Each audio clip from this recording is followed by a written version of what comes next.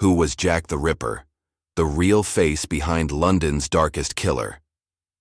It starts with a gripping hook that instantly pulls viewers in, perfect for storytelling, crime, and history channels.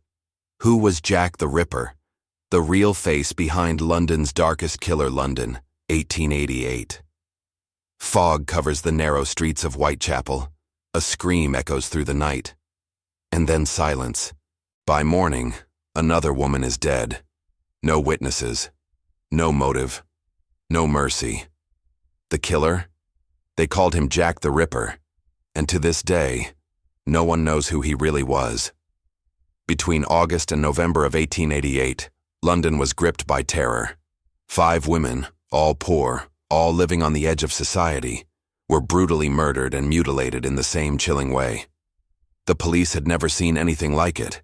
There were no fingerprints, no CCTV, no DNA, just shadows, rumors, and blood on cobblestones. Letters began arriving at newspapers written in red ink, mocking the police. One was signed, Jack the Ripper. And that's how the world's most infamous killer got his name.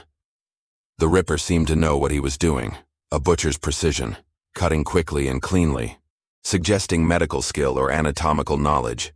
Some believed he was a doctor, others thought he was a butcher, or even a police officer hiding in plain sight.